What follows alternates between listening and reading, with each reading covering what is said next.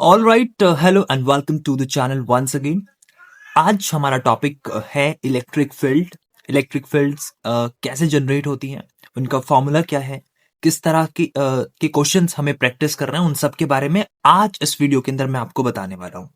ये video HP set 2026, वाईएसपी यूजीईटी 2026 और एएमआरयू का पैरामेडिकल और नर्सिंग दोनों एग्जाम्स के लिए यूजफुल है। आज हम लोग इलेक्ट्रिक फील्ड को बहुत इजी तरीके से डिकोड करेंगे। नेक्स्ट जो आपको वीडियो लेक्चर मिलेगा, उस वीडियो लेक्चर के अंदर चार्जेस, कूलम्ब्स लॉ और इलेक्ट्रिक फील्ड, इनके क्वेश्चन प्रैक्टिस वहां पर आपको मिलेगी। मैं top predicted, top most important questions जो आपके 2026 में पूछे जा सकते हैं, एग्जैक्ट आपके क्वेश्चन पेपर में आपको देखने को भी मिल सकते हैं, वो नेक्स्ट वीडियो के अंदर डिस्कस करूंगा। तो आज इलेक्ट्रिक फील्ड को खत्म कर लेते हैं, इसके बारे में बेसिक्स इंफॉर्मेशन जान लेते हैं, रिवाइज कर लेते हैं। बेसिकली इलेक्ट्रिक फील्ड एक चार्ज से जनरेट होती है, right? And the very important point, the electric field को हम as a vector quantity deal करते हैं। Is it clear? Electric fields positive charge से तो निकल रही होती हैं और नेगेटिव चार्ज उनको एज अ एब्जॉर्ब करते हुए दिखाई देता है।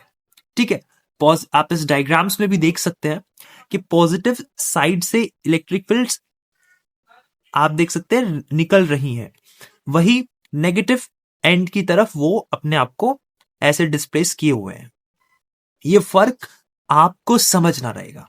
Is it okay?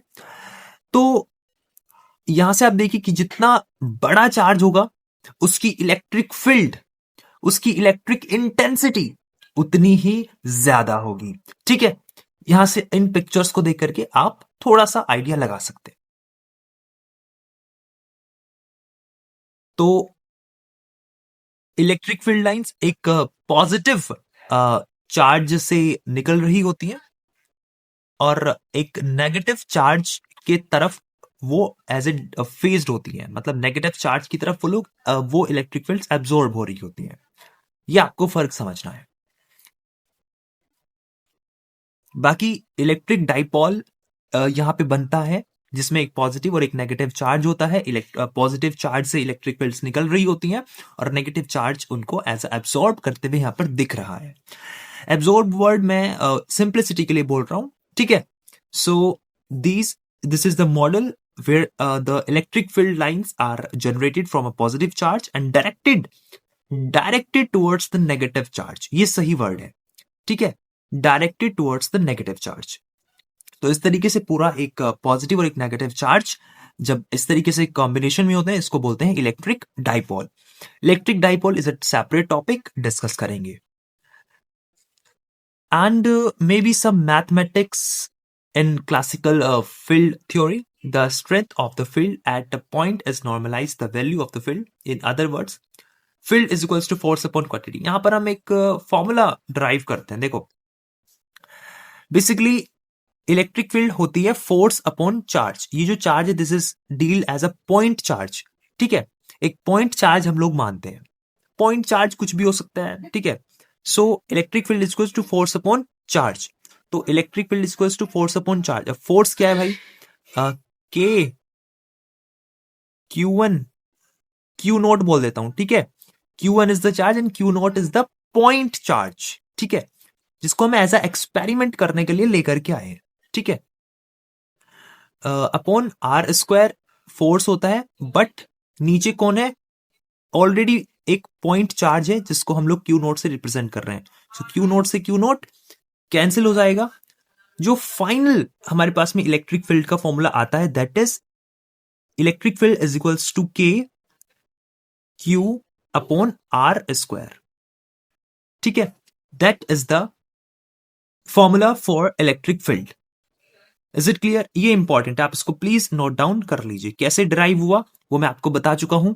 Step number 1, step number 2 and step number 3। Okay, is it clear सभी को? Electric field is equals to force upon charge. कभी कभी ये डायरेक्ट फर्स्ट वाला फॉर्मूला ही आपके क्वेश्चन पे लग जाएगा। Electric field is equals to force upon charge. समझे? रिवीजन हो रहा है, आपके बोर्ड एग्जाम्स में भी काम आएगा। अगर कुछ बच्चे अभी 12th अपीयरिंग है उनको। There is no special name for its unit, nor does it reduce to anything simpler. So, N is the Newton and C is the Coulomb. Electric field अभी आपने पढ़ा ना, electric field is equals to force upon charge. तो force की unit क्या होती है? Newton. And charge की यूनिट क्या होती है? फोर्स अपॉन चार्ज ना, कुलम्ब होती है। सो न्यूटन को किलोग्राम मीटर पर सेकेंड स्क्वायर लिख सकते हैं, और चार्ज को करंट इंटू सेकेंड। ठीक है, एएस का मतलब है करंट, ए को एम्पियर लिखते हैं ना, तो एम्पियर सेकेंड। तो इस तरीके से ये ऐसे भी ड्राइव हो सकता है। तो आपसे डायमेंशनल फॉर्मूला आपके पेपर में पूछा जा सकता है।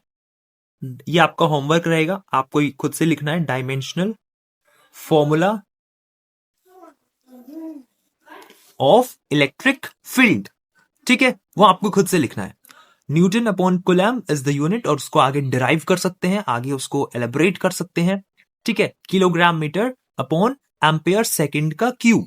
तो इससे आपको इसका डायमेंशनल फॉर्मूला जरूर से लिखना है, प्रैक्टिस करना है, पेपर में पूछा जा सकता है और पूछा गया भी है रिसेंट एग्जाम्स में। Is it clear? उसके बाद न्यूटन अपॉन कूलम्ब जो यहां पर है, इसको आप लोग